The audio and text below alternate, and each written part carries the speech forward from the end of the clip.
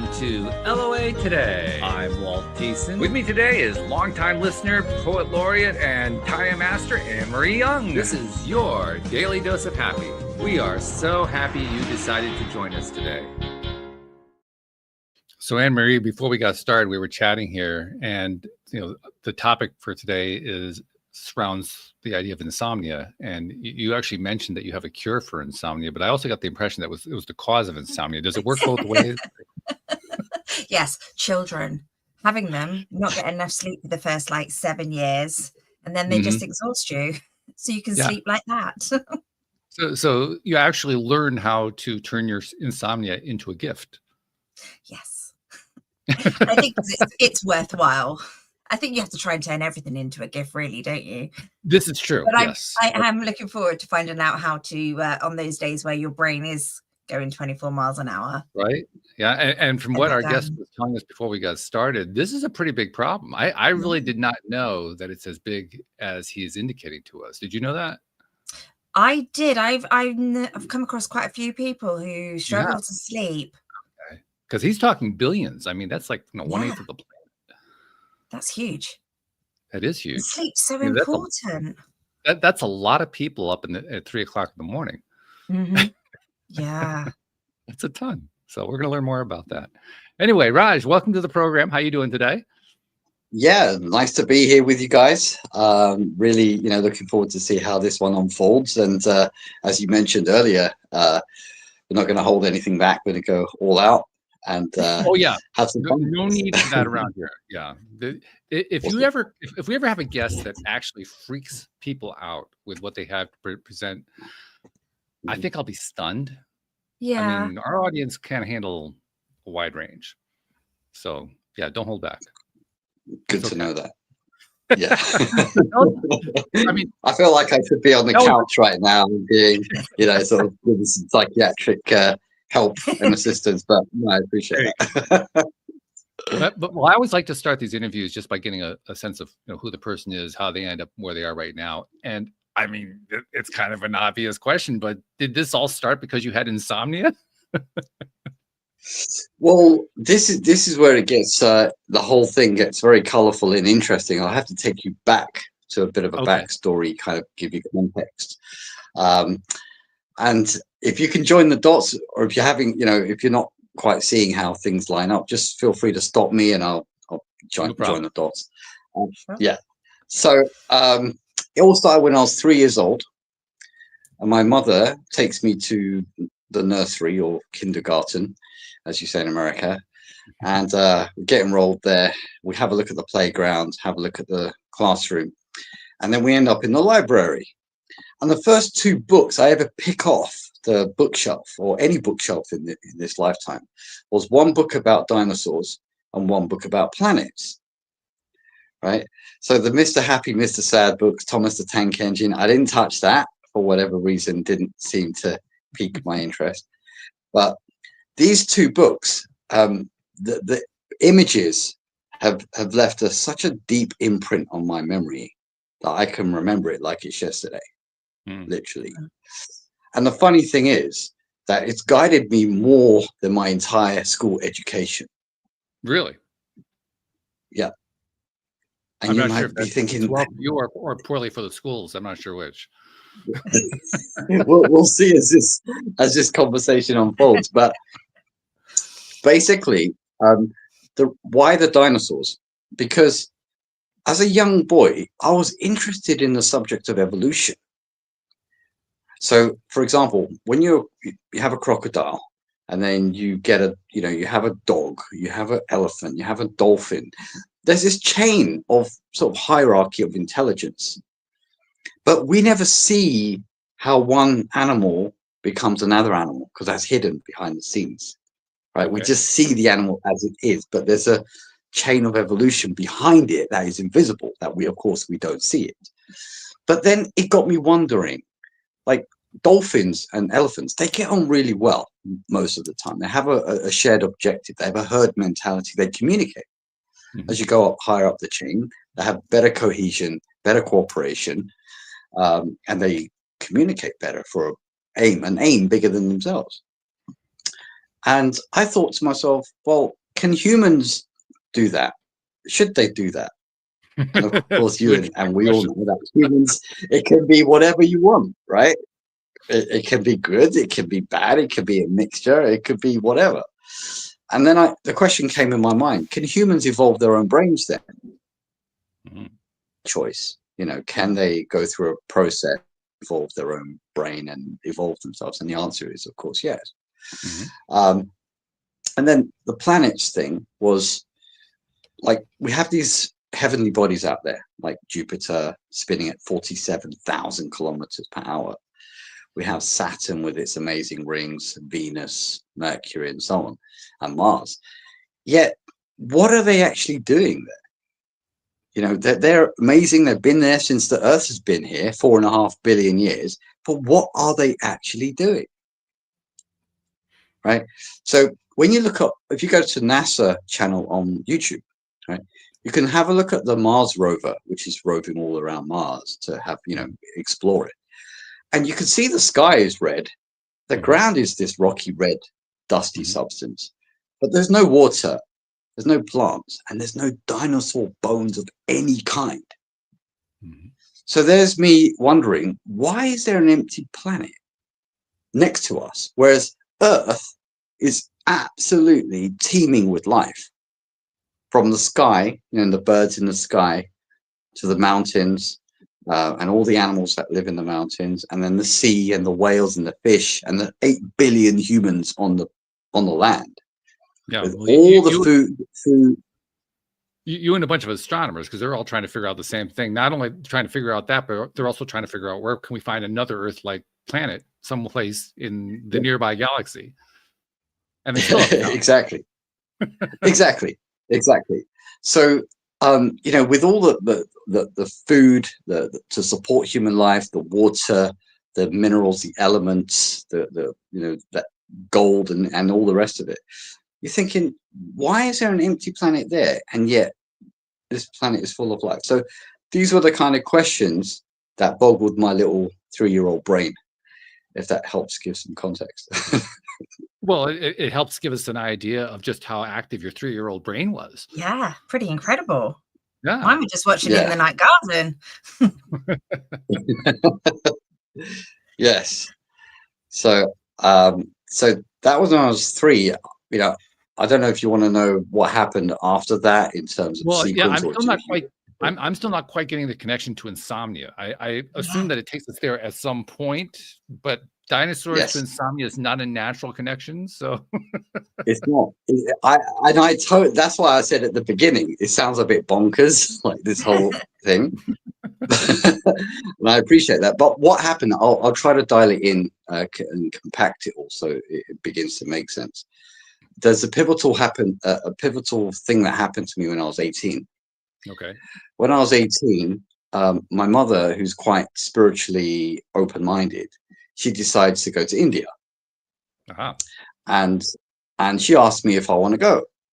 And I thought initially I didn't want to go because I thought it was full of poor people, and that's really arrogant because my ancestry is actually Indian. And so for me to say that was like a silly thing to think. Yeah. Yes. The thing that made me go, believe it or not, was an Indiana Jones film. Really? Called The Temple of Doom. Yeah. Oh yeah. Okay. Because he goes to India, the Temple of Doom, right? And because he's an archaeologist, he's an anthropologist, he's a very cool character, it made me think like, yeah, okay, I'm going to do my Indiana Jones thing. I'm going to go to India and explore. So you pack your bullwhip and you're ready to go. All right. Yeah, exactly. But that kind of, it impelled me to go. I was open-minded. I was a bratty, obnoxious, rude teenager from London. Right. Well, I mean, I'm just being actually, it doesn't even have to be from London. Just put teenager in there, and that's going to apply for up to at least half of them, and probably more. So you're not out of sync there, really. Yeah, but the thing was, I had everything given to me, like all material things. I never had to work hard a day in my life, and I took it all for granted. I'll be honest. So I was quite bratty and obnoxious and rude. So I go to India, and I meet an avatar. Like, you're familiar with the concept of an avatar? Yep. Yeah. So like on Netflix, Last Airbender, you have all this shape shifting of the elements and all these powers. And then James Cameron, of course, brought this huge blockbuster Avatar to Hollywood. Yeah. And Good movie, by the way. Wider. Yeah. Incredible story. And I thought all that was nonsense. I thought all that was just woo-woo nonsense and it's just for the films. And I go to India and I come face to face with a real life full power avatar. And I'm like, this not.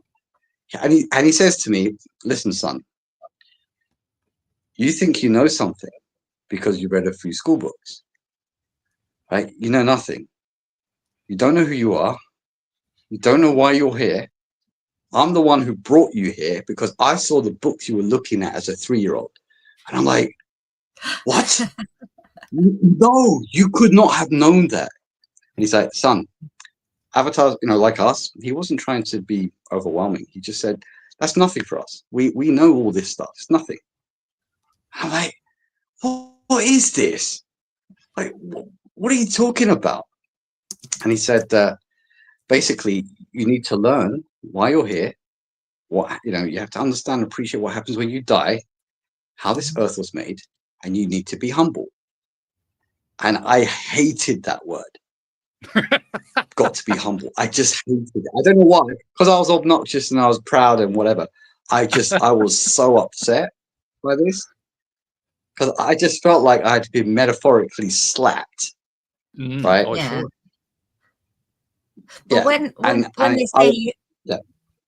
they say you have to eat humble pie, it's almost like you have to backtrack, admit you're wrong and everything. And it's quite a hard pill to take, isn't it? Well, especially since they were just making him eat humble pie. They were stuffing it down his throat. Yeah, literally. Yeah. So when he said, when he intimated all those things, I'm thinking to myself, this is tough. Like, if it's so important, why don't they talk about this in school? That's the question that always gets asked about. How is it my fault? Yeah. How is it my fault that I've learned the wrong thing in school? Mm. I didn't set the curriculum, right? I didn't set the education system. So how did I know what I was learning was wrong? So, yeah. We say that all the time, don't we? Well, it also adds a second question for me. The second question is, who says it's wrong? Where did the wrong come into this? What can I say? It just boggles my mind. I didn't know what to do. I didn't know what to think. No clue. But he said to me, look, the reason the avatars come on Earth, and Jesus was a great avatar, Buddha was a great avatar. You have these great beings who have a mission. They come on this Earth for a mission. Okay. And he said, the reason we come here is to remind humanity that the main things that the universe or universal intelligence really cares about, or God, call it God, whatever you want to call it, is unconditional love, compassion, kindness, wisdom, and patience. So if you're not living by those principles, or you're not aligning your life to that, you're missing out what it means to be a human. When they say things like this, I'm like, I'm just like, I'm blown away. I'm thinking, well, I don't know none of that. So I've been living a lie, basically. So my life is redundant and pretty useless. That's how I felt. Understandable. I mean, that's pretty much what they were trying to make you feel. So, well done. You actually got what they were trying to get you to do. So that was something. Yeah. So from there, I went 10 years. I went into monk mode. Ooh. Oh, really? Yeah. And how did you do that? Did you stay in India for that, or did you come back to London? I stayed in India for a while, just trying to think things over and observe that completely, the lifestyle over there is completely different. right? It's a shock to the senses. It really is, because it just overwhelms you at every turn. You've got the extreme rich, the extreme poor, the crazy underpinning of spirituality everywhere. And people, you have the supreme God that certain people will understand, and you have all types of mini gods, or we call them devas, where people can understand smaller levels of God, and they worship that. And I didn't know what am I supposed to think? What am I supposed to focus on? I didn't know. So I came back to London, and then for 10 years, from the age of 18, 19 to 30, pretty much, I was in monk mode. So I shut off all TV, all radio, all newspapers, magazines, even friends, believe it or not, as strange as that sounds, because they were not on that self-exploration path. Sure. And they just thought, I was bonkers. So I had to make a decision. Like, no, I'm not messing around with girls. I'm not going to endless parties in Spain every summer or whatever. So I had to stop that, and I went deep into the most esoteric teachings of Vedanta, yoga, Kabbalah, Tibetan Buddhism, Sufism, which is the Islamic form of esotericism, and all these things. And I just had to find the truth for myself.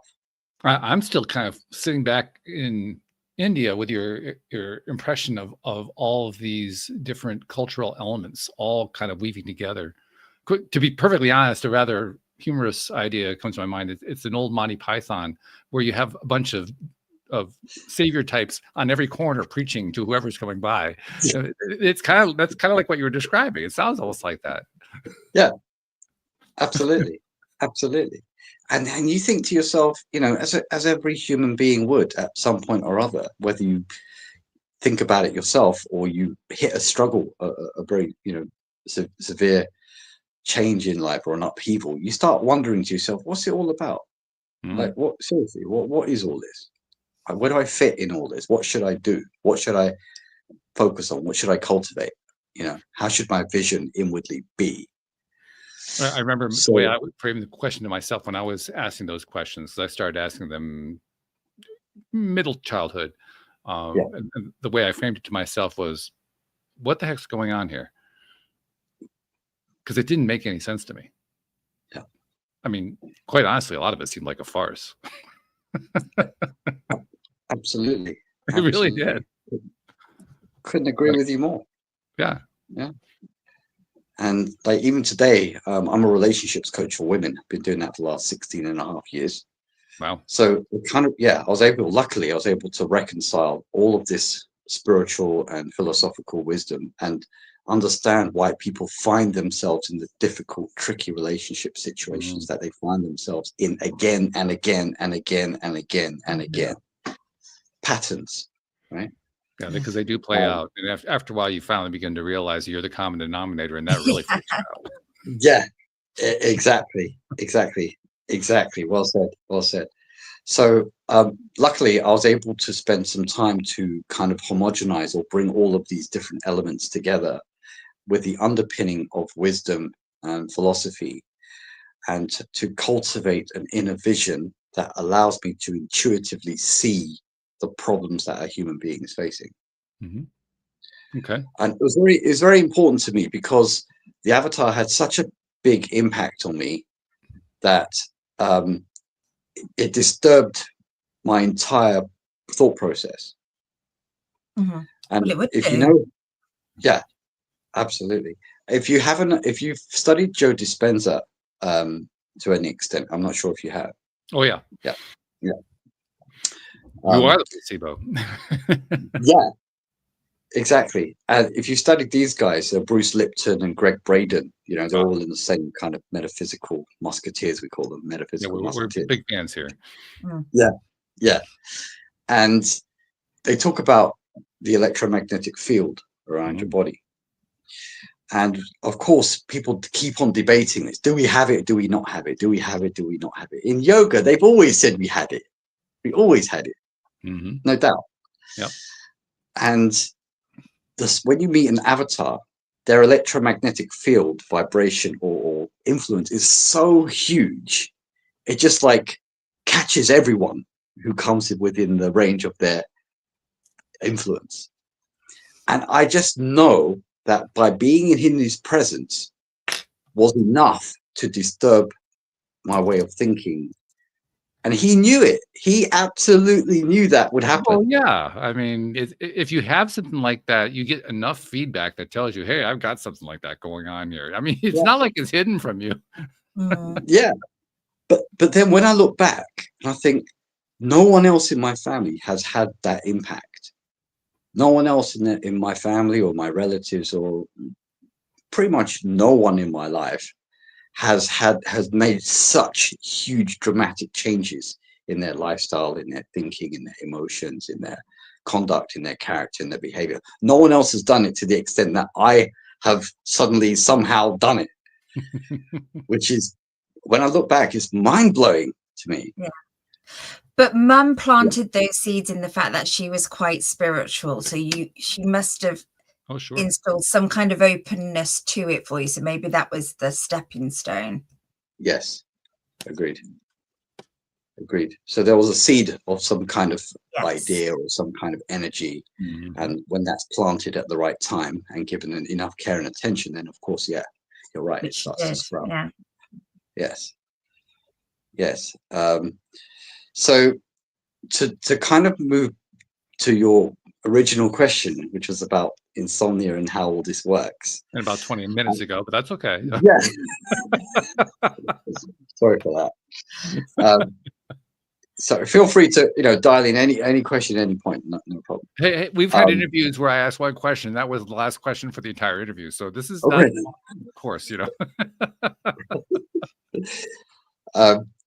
So studying yoga, Vedanta, religion, Christianity, all these things, I wanted to do it. I knew I had to do it to understand all the parallels and all the similarities and the contrasts and variants between the religions. I understood that the thing that is common to all of us is breath. The breath. Simple as that. As simple as it sounds, the breath is common to all living creatures. So we all have an in-breath and an out-breath. And it's in that flow of breath that we have our entire beingness. Because without the breath, if you don't breathe for 4 minutes, you're gone. You can live without food for 40 days, without water for 4 days, but without breath for only 4 minutes. So then the question comes, if breath is the most important fuel for humans that runs every system in your body, muscles, respiratory system, brain, nervous system, immune system, endocrine function, it runs all of it, yet we never talk about it. Well, we do here, but I get your point. We actually get a lot of people who talk about breath, but yeah. For sure. But in the school system, for example, where kids should be taught, kids should be are basically taught in the school system to hold their breath continuously. Right. But breathing helps your focus. It's like one of the first things you should teach them, because just by having that breath, it's just, you get that clarification. Correct. And the fact that it's not taught as the very foundation of emotional well-being, and you can see in society what's happening. It's all going crazy, out of control. But if that was just taught from the beginning to kids as the foundational framework for wellness, as you said, focus, concentration, all those powers of the brain and mind, then society would be in a far better shape than it is right now. Interesting how you can kind of break it all down to just take a breath. Yeah, exactly. So by studying, Sorry, no, I was just saying with my daughter, the first thing I do if she's getting overwhelmed, it's like, right, breathe 3 deep breaths in through your nose, out through your mouth. It's the first thing I do, because it calms your limbic system down. That's right. Exactly. Yeah, that's all one of the really interesting and odd things about the way science labels our body. They describe the part of the nervous system or the aspect of the nervous system that gets out of whack and gets out of balance when you're feeling out of balance. They call that the sympathetic nervous system. Whereas when you're actually back in balance and it's parasympathetic, like what? You're not even going to be in sympathy with yourself? I mean, come on. Yeah, exactly. So I was experimenting a lot with the breath and how it affects states of mind, how it affects sleep, how it affects your level of happiness in life overall, and how you can unlock certain regions of your brain that you'd never seen before, that you'd never realized you had this great capacity, because the school system keeps saying, like in all those Russian and American studies, oh, humans only use 5 or 10% of their brain. Yeah, but why, instead of keep saying that, why not show everyone how to use that other 90% potential? Yeah, isn't it interesting? They always leave that part out. Yeah. Seriously, when was the last time you actually heard somebody say, here's how you're going to use the other 90% of your brain? Well, yeah. And obviously, you know, people talk about, you know, the Rockefeller model, the wage slave 9-to-5 model, where you're hemmed in and you're controlled by a system that doesn't allow you to think beyond that, or they keep you distracted. There's a reason for your education system and not learning breathing. Oh, yeah. There you go. There you go. So by keeping you distracted, you get away from your own true power, because you're distracted with all this external stuff. And before you know it, you get trapped and you can't get your way back. You can't get back because now your consciousness is externalized.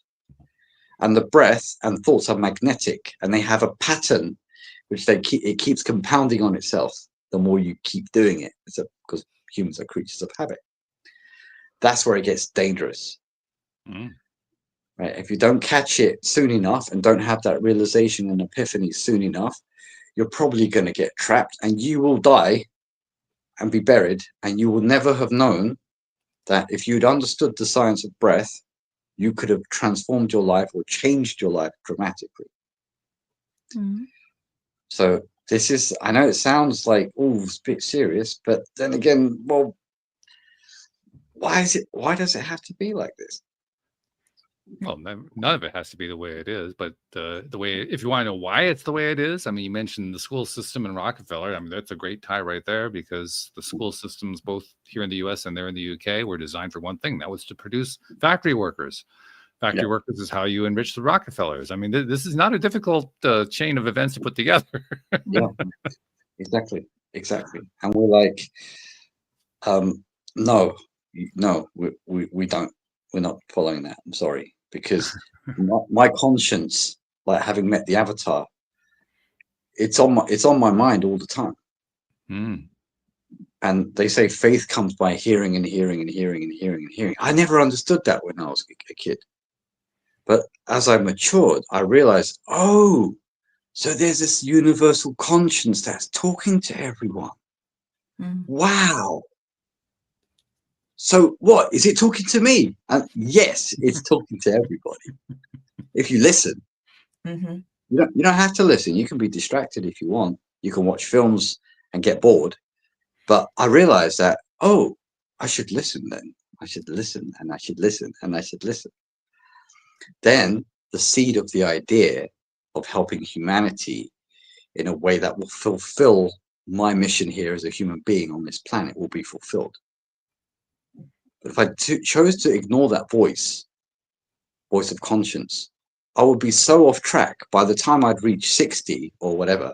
There's no way I could fulfill it, because I've gone too far distracted. I can't pull it back. And I would have lost the glory of giving this back to the universe as my legacy on Earth, unfortunately. But luckily, as fate would have it, I decided to listen and listen and listen and listen and listen. And now I've been able to secure the methodology and the science to be able to explain to people easily and quickly that this is something you can use to overcome a lot of health issues and challenges and all things that you thought were overcomplicated, because the world makes it complicated. So I'll lead into the breath and into the insomnia in a moment, but people ask me all the time, Raj, we know you've not been sick for 25 years. You've never taken medicine. You've never had a cold or a headache or a migraine. You've not been to a hospital, had an X-ray or an MRI or an ultrasound for 25 years. And people ask me, how do you do that? How? You're always full of energy. You're always having, you're always having fun. You're always seeing, but in a constructive, wise way, right? And I said, it's so easy. Anyone can do this, right? You just need to know how to breathe to activate your brain power so you can unlock these hormones in the brain, which have all kinds of powers in them. Right, like endorphin. You've heard of endorphins. You've heard of these kinds of things. Yeah. So is there a specific way of breathing? Because I know I used to be a mouth breather and I'm trying to breathe more through my nose now, and like mouth taping and things like that. And it's made a difference. But how do you unlock those hormones in your brain? Good. Brilliant question. Brilliant question. It's through a sequence of breathing, and the 3-3, which is what we teach people, is the way to do it. We can show you if you like. Brief. Go for it. Yeah, you do.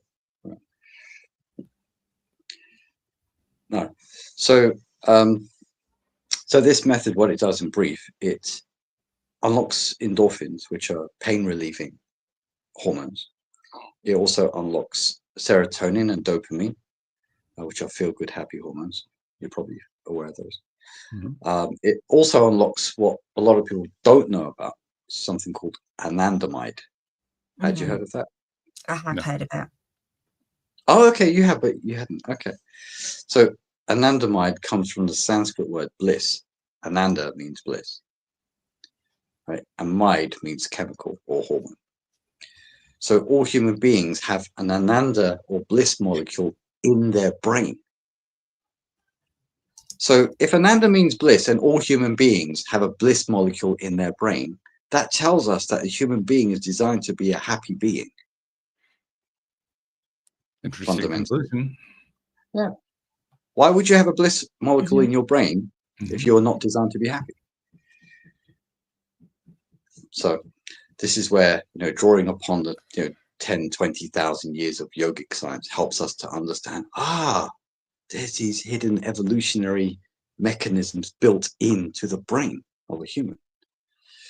So as well as that, it also activates, like what you were saying, Walt, earlier, the vagus nerve, which helps you regulate your parasympathetic and sympathetic nervous systems. Right.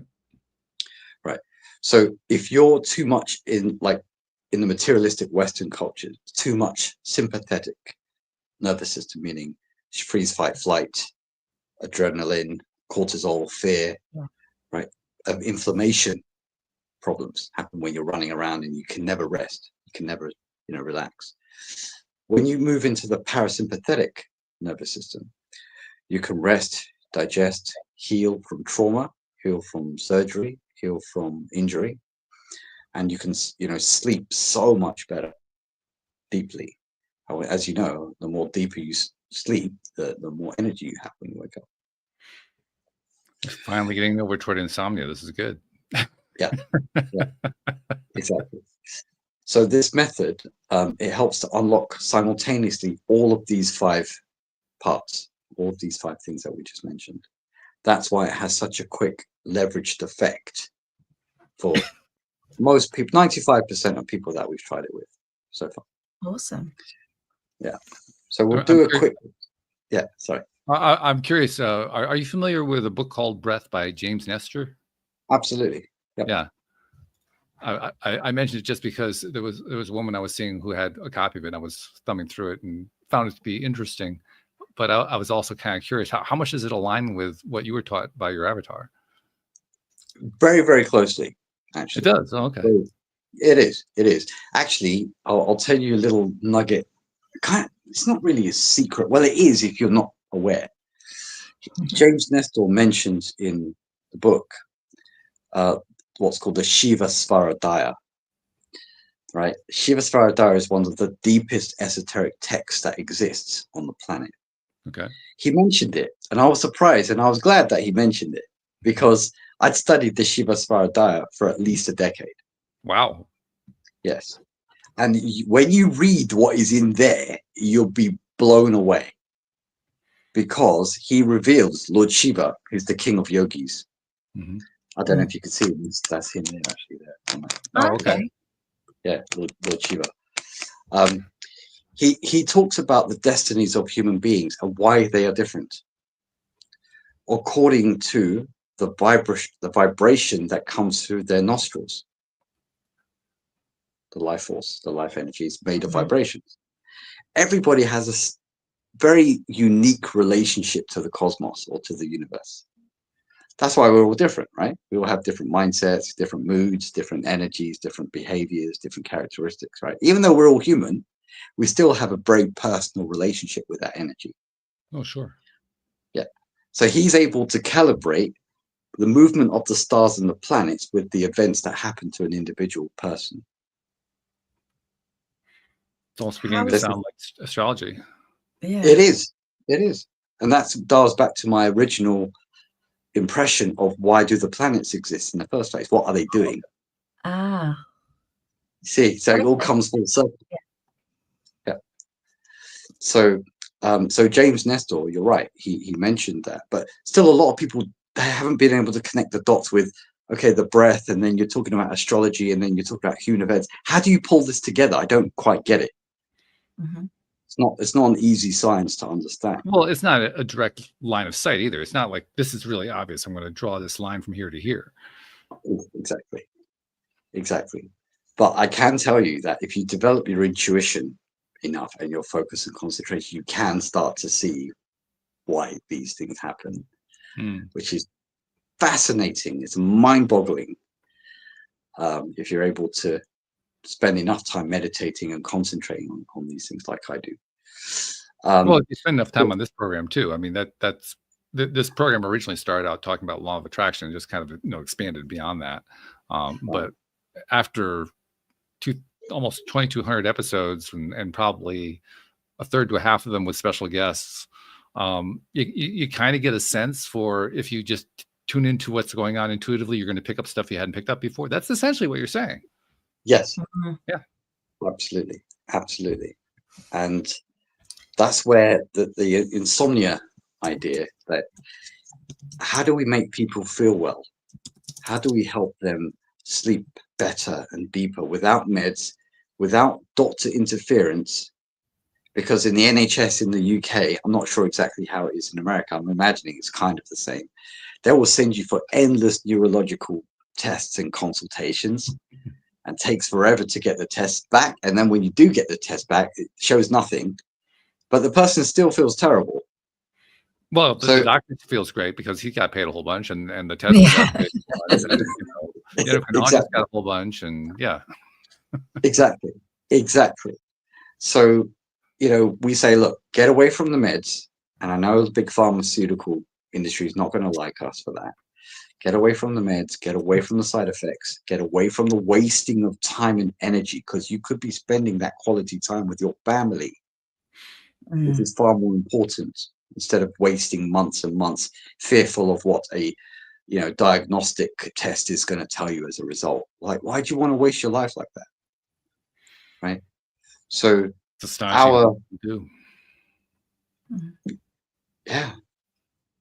So that's where we realize that if we can help people activate all these brain hormones and sleep well, they're starting to sleep within 60 to 90 seconds. So we'll do it. When I think about it, because I can't say I always fall asleep right away, but I usually do. And I mean, when you fall asleep, you don't really have any sense of time, so you kind of lose track of, like, when did I fall asleep? But as I reflect back to what would have happened the previous night, I did fall asleep pretty quickly. Yeah, so it probably was that quickly. I just never really said to myself, "Geez, I have a timer going. I wonder how long it's going to take me to fall asleep." But it makes sense. It does make sense that if you're in a good sleep ready state, you're going to go to sleep that easily. That's not actually surprising if you think about it. Yeah. I track my sleep from my ring. Yeah, I've got my Oura ring, and I've been tracking my sleep and doing a lot of breathing work around it, and the difference it does make to my sleep. Okay. And my ring tells me if I go to sleep too quickly, I was too tired. Interesting. It gives me like a window of about 15 minutes to fall asleep. So do you like consider your depth of sleep or quality of sleep by how you feel, or do you get influenced somewhat by what the stats are telling you on the tracker? No, I can tell the difference. So I've been recently, because I've got very small nose at the top, so I've been putting magnets on and stretching my nose out, mouth taping, and breathing more through my nose as my sleep, and I can tell my quality of sleep. I feel better. My migraines reduce. I've got more energy. So yeah, I can really tell the difference just through breathing correctly, or correctly anyway, through the night. And I do track and see how much deep sleep I've got, how much REM I've got, and if I've had any breathing difficulties. And I don't like live my life by it, but I just find it quite interesting to go, oh, I'm not feeling great today, but actually I had a really bad night's sleep, or I had a lot of breathing issues. So because I'm also asthmatic, so I kind of piece it together and use it for that theory. Very good. And I suspect your husband actually appreciates it, because you like you described, you kind of tape your nostrils open, so you're not going to be snoring as a result. He's actually going to feel sleep as well. It's a good thing. Yeah, he's probably very grateful. I would think, yeah. Yeah, it's such a great discussion, because we talk about this all day, every day, with people's sleep quality and how quickly they fall asleep, and what did they take maybe to help them fall asleep? Was it melatonin? Was it those who take prescription meds like Zopiclone and so on? What's the level of their cognition when they're awake? Like, what's the quality of their perception and their relationships with people and so on? So what we can do is a kind of compact session with you both, if you like, at the same time. Sure. Yeah, and it'll be pretty quick, and then I can walk you through like the physiological changes, and then you can tell me your answers. How does that sound? Okay, sounds good. Yeah. Okay. Okay. So, do you, Walt, practice any breathing as well, like she did? Not formally. I mean, I do it when I meditate. There are times when I wake in the middle of the night for a bathroom break or whatever, and so I might do some breathing just to get myself back to sleep, but it's usually fairly quick. So, yeah. Okay, good. And have either of you tried the Wim Hof method? No. What is that? The cold? Yeah, that's the guy, the Iceman. He does all the every time I go for a walk around the building. Yeah. He's done a great job of helping raise awareness for these things. However, we've got so many clients who just hate the idea of cold exposure, like going in a cold plunge or a cold shower. They just won't do it. Well, what's the country I've forgotten? They put their babies out for their naps in their prams in the snow because it builds their immune system. I can understand. Good for the lungs. Yeah. Okay. All right. So what we'll do, I'll ask you both if you can close your eyes for a moment. And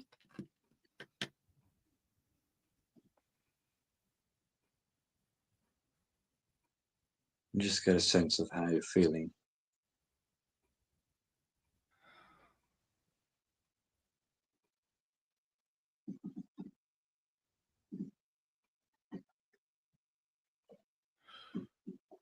And if you can tell me, with your eyes closed, how you feel on a scale of 1 to 10, 1 being terrible, 10 being amazing, what would you both say? 8 or 9. Individually. 8 or 9, okay. I'll probably say about an 8. An 8, okay, great. And if you could both check your nostril flow for me, so what you can keep your eyes closed if you want, or you can keep your eyes open, whichever. It's fine. You block your right nostril, breathe in and out a few times of your left. And then switch over to the other side, block the left, and breathe in and out of the right.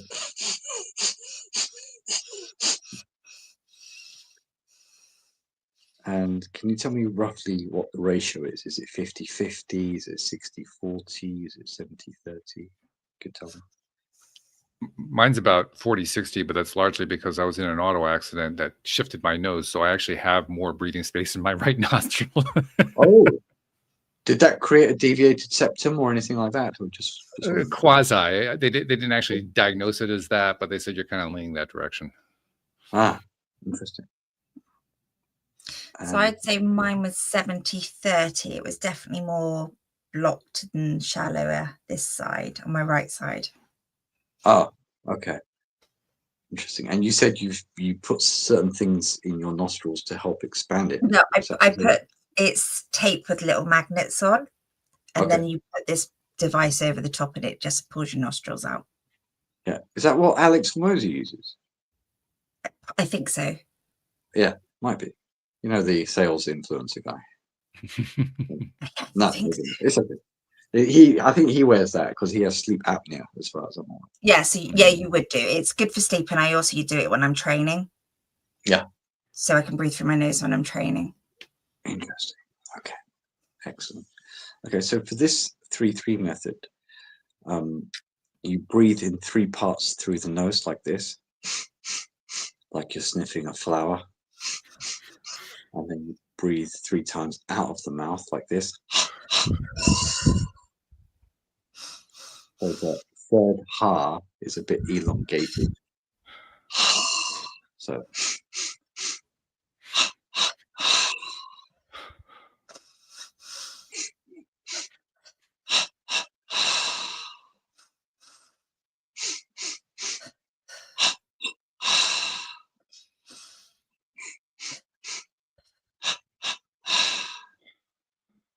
you got to open the mouth a little wider so we activate the vagus nerve with the ha expiration.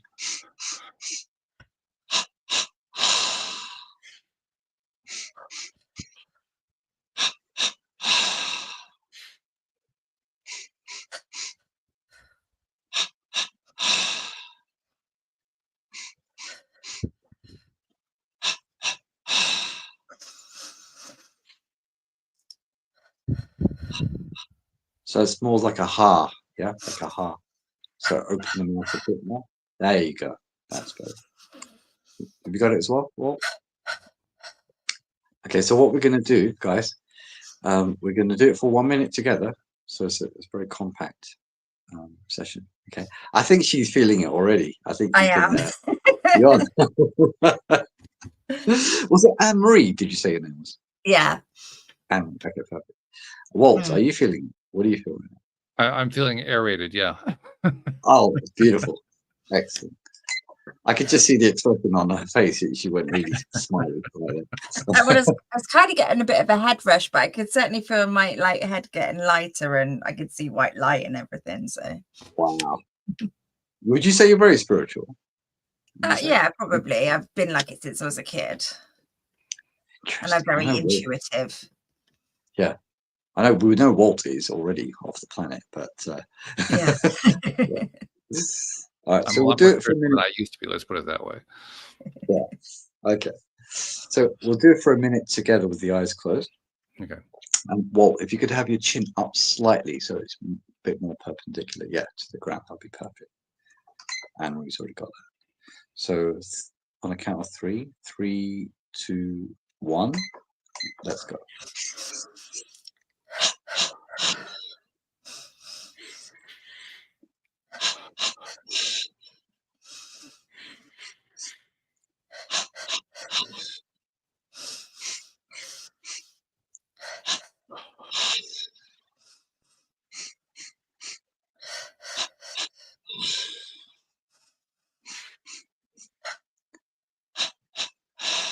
Keep it nice and gentle and soft.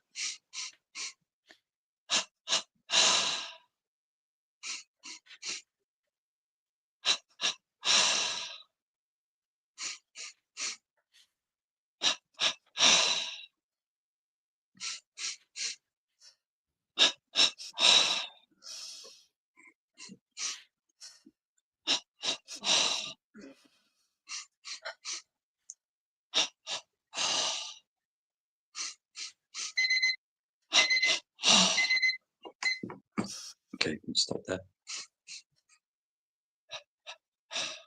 Okay, just relax. Keep the eyes closed. Just relax.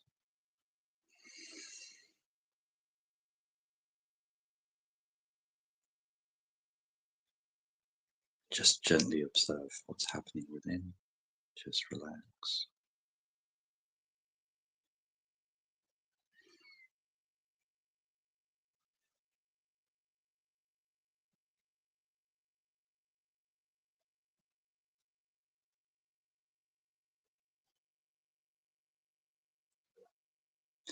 And when you're ready, let maybe start with Walt first. Can you tell us what you noticed and how you felt?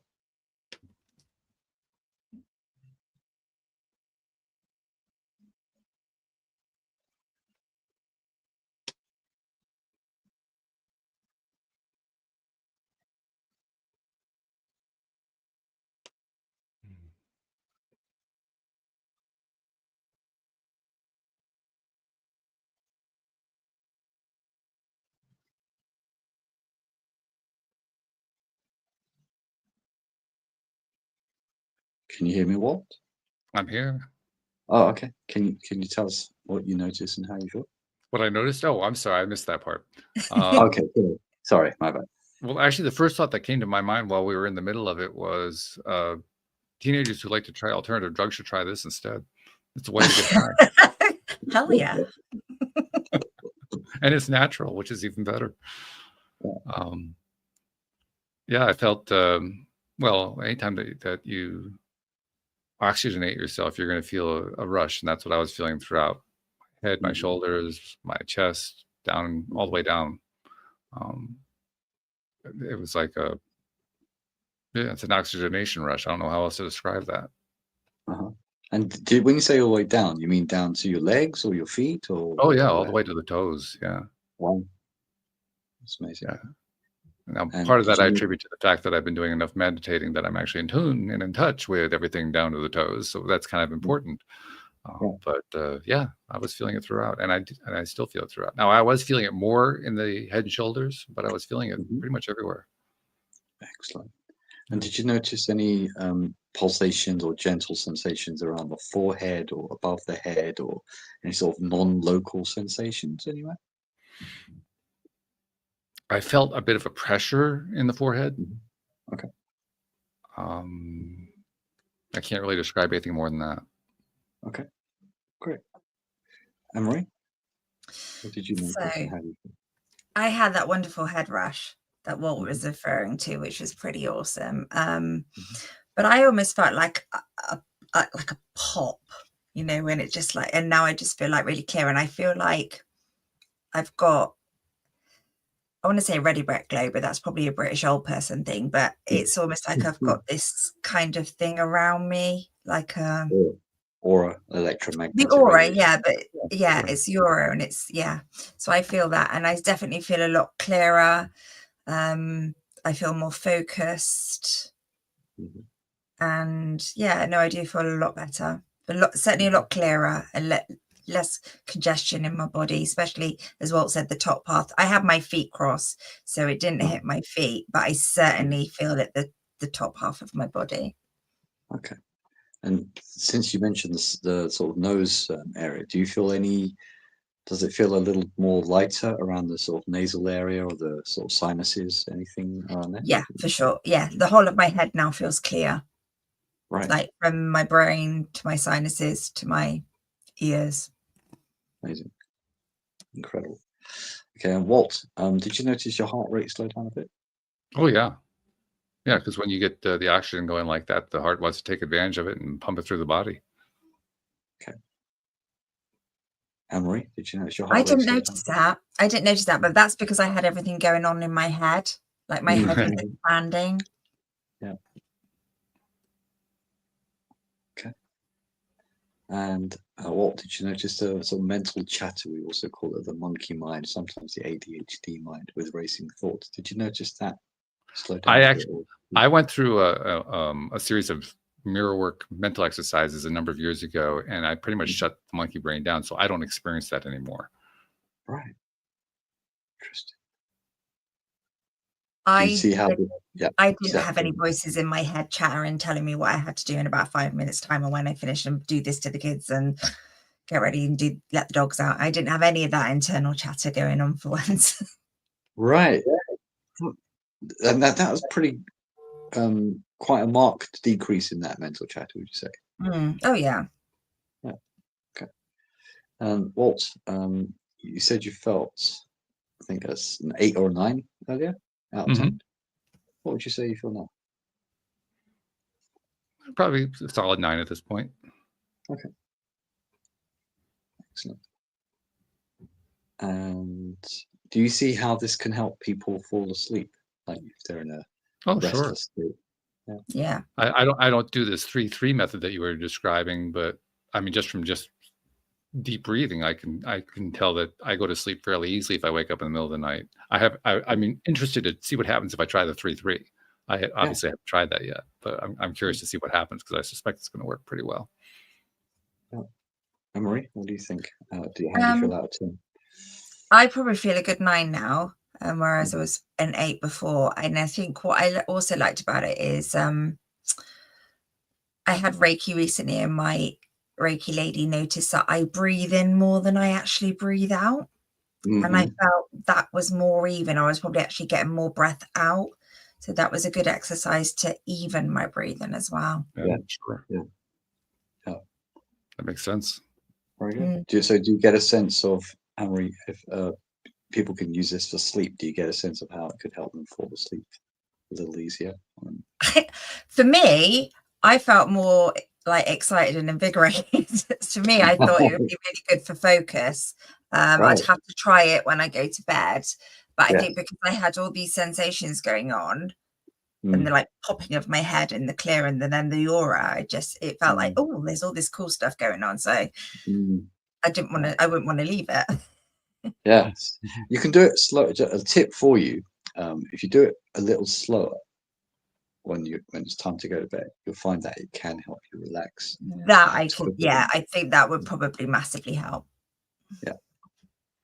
I think this probably would be a more powerful modality, I guess you might call it, than what some people do. Some people say, take your attention away from screens so you don't have blue screen and all that kind of stuff. There are a number of other things that people do to relax themselves. This would probably do more than all of them combined, I would think, just because of what it's doing physiologically with your body, not to mention what it's doing emotionally, spiritually. Correct. Absolutely right. Yeah, you're right. Absolutely. It makes total sense to me. Of course, I'm a little bit whacked, but nevertheless. And that's why we love you. Well, I'm proud of it. I mean, I don't hold it back. I just lay it out there. I am whacked. That's all there is to it. Deal with it. So now you get a sense from this, compact session, how we open a doorway for healing and transformation. So people ask me all the time, I want to have what you have, and I want to give it, but there's certain steps and a little bit of preparation to lay the groundwork, enable to get long-term results, positive results. So I have to walk them through a little bit, clean up the diet if possible, get off if you can. Always a good idea. The red meat and those things. Try to have a bit more of a plant-based diet if you can. Exercise for at least 30 minutes a day, we recommend. If you can do 45 minutes or an hour, fantastic, if you can. We also recommend that keeping positive, don't have negative energy draining people around you. Yeah, that's huge. Yeah, that's really huge. Yeah, because as kids grow up, they learn from their role models and parents. They don't do what they say, they do, or they become what they are. They psychically osmose the energy of the parent into themselves. Yeah, if you ever want to know what a kid's parents look like, look at the kids. Yeah, the kids will show you what the parents are like. You don't have to ask them anything. Exactly. Don't look at mine. So as you were saying, Walt, it makes total sense to you when you lay the groundwork for this neuroplasticity or theta brainwave state. It's easier now to make positive suggestions and coaching for people to make a deeper sure. transformation if they want that. Yeah, no, that makes total sense. That does. I'm glad we finally got that. I wasn't sure if we were going to get it in within the hour. We just kind of sneaked it in, so that's a good thing. Well, and I get it. We had to lay the foundation. We had to lay the groundwork for, how did we end up getting to this particular point. We had to go through the avatar, right? The avatar had to play his role so that you could be doing your studying and take us to where we are. It makes sense. That's fine.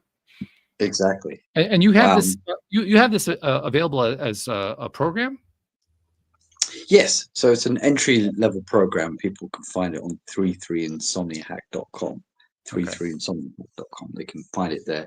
There's a whole bunch of testimonials from the NHS, Oracle, the software company, Barclays Bank, many independent psychologists from around the world. They love it because it helps with ADHD, stress, anxiety, insomnia, other sleeping disorders. People get off the Zopiclone and the melatonin when they use this, and all the anxiety blankets and the heavy drapes and all those things they thought they had to have, they can start to kind of wean themselves away from those things with this method. So I would think what would happen is you don't even necessarily have to wean yourself off of it. I think the other things would probably just kind of fall to the wayside if you get good results with this. You just wouldn't be interested in pursuing them anymore. Yeah, exactly. That's exactly that mirrors what my own experience is. The things I used to do, I it's not like I had to give them up. It's just I didn't want them anymore. Yeah, exactly. Yeah.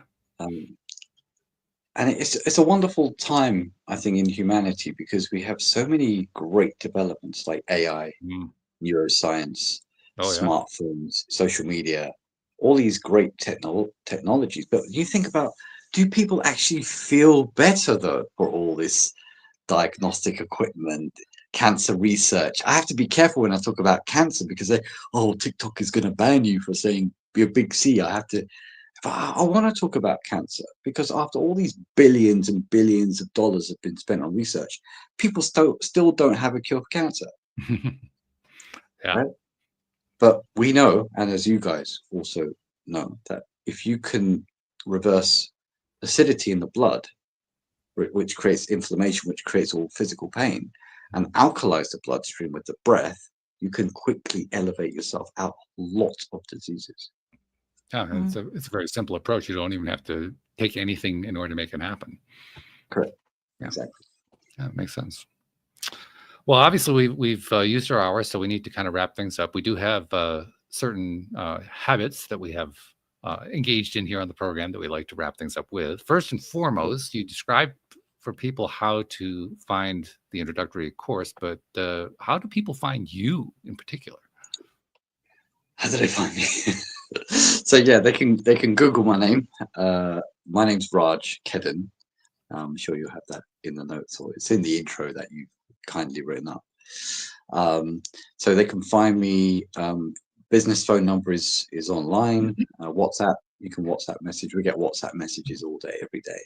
Okay. Email info@keepfitKingdom.com. It's the easiest way. LinkedIn, Instagram, YouTube. We're pretty much everywhere. So it isn't so much where can we find you, it's where can't we find you? That's probably the shorter question to answer, right? Yeah, I mean, as mentioned, the World Health Organization said, about 2 years ago that insomnia affects 800 million people globally.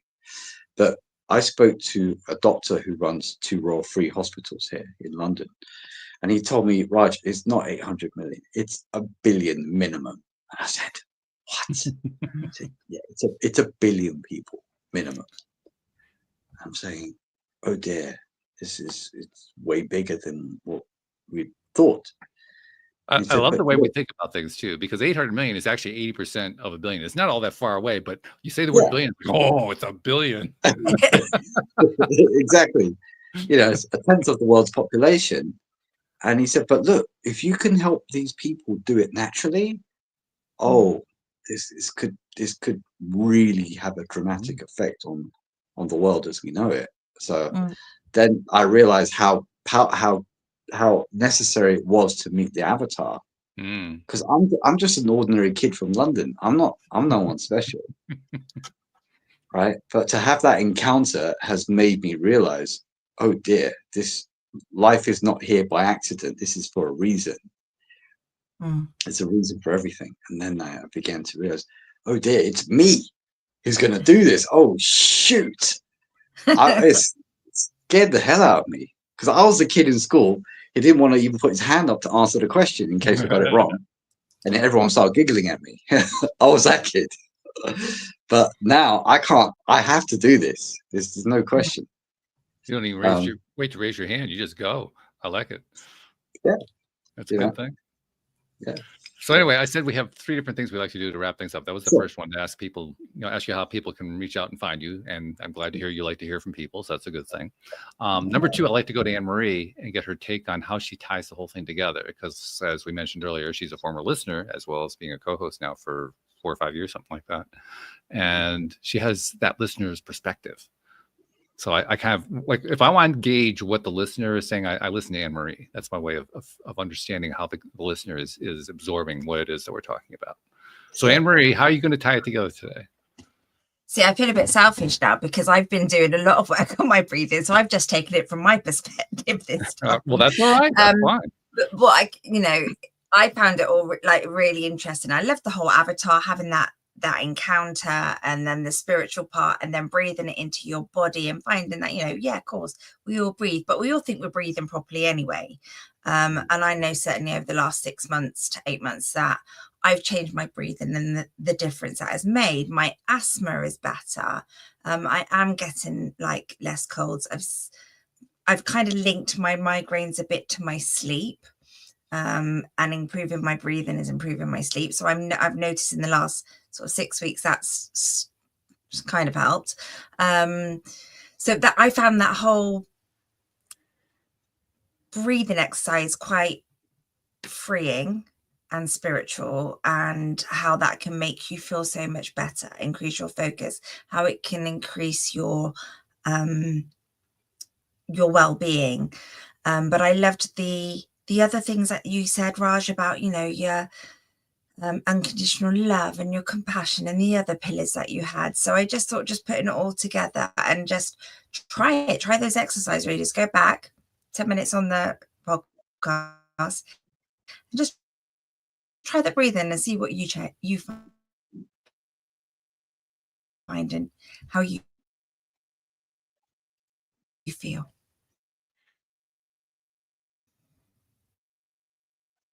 I think we just had Anne-Marie lose the connection there. So fortunately, I think we picked up most of the messages, so that was good.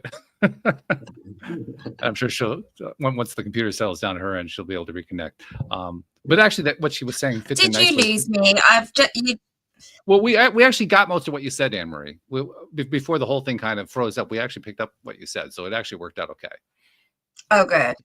Yeah, so we're good. Because I just got 2 donuts of doom going on again. There was nothing. It was just whirring. So apologies. Yeah, just a lost connection. That's all right. But we got it though. Before the connection got lost, we actually got what you were saying. So that was good. So anyway, the last thing I like to do before we wrap up is I like to bring in something that I found, again, about almost around the same time Anne-Marie came on. I think it was a little bit afterward. I noticed something that after having done the show at that point for about 8 or 9 year period, I noticed that there was a large gap in the way that we now navigate this 21st century internet-driven world that we live in, with the smartphones and the technology and all that, because we now have ways where you guys can both be in the UK and I can be in the US, and we're having a conversation like we're in the same living room, which is really cool. I mean, that wasn't possible 30 years ago. Now it's every day, no big deal, and that's really, really great. And as a result of having all this technology available to us, we can create courses, we can do podcasts, we can write books, we can do all kinds of stuff. We can create coaching programs. We can do a whole range of things that we have all of us who want to be of service to others, we've learned to do through the various internet channels that are available to us. And we end up helping people, many of whom we've never met, never seen, and we will never will meet, never will see. And we don't even know how we help them, except that we kind of infer that we do. And that's the part that I noticed. I said, we don't get credit for that. Well, wait a minute. Hold on here. So, Raj, on behalf of those people you've never met, never seen, never will meet, never will see, who you've been helping in ways you didn't even know about just by sharing your message and by doing what you're doing, on their behalf, thank you for what you're doing, because you're making a difference in this world. Thank you. I appreciate it. You had great questions, and your dedication and commitment to these more sort of enlightened paradigms, shall we say, is very obvious to me. So thank you. Well, you have enough woo guests on, and you kind of get there. You don't really have a lot of choice about that. Absolutely. No, you're both so well dialed in. I so appreciate that. Thank you. That's great. Well, we appreciate it as well. Thanks for joining us. Thank you to our podcast listeners everywhere. We will see you all next time here on LOA Today. Goodbye, everybody.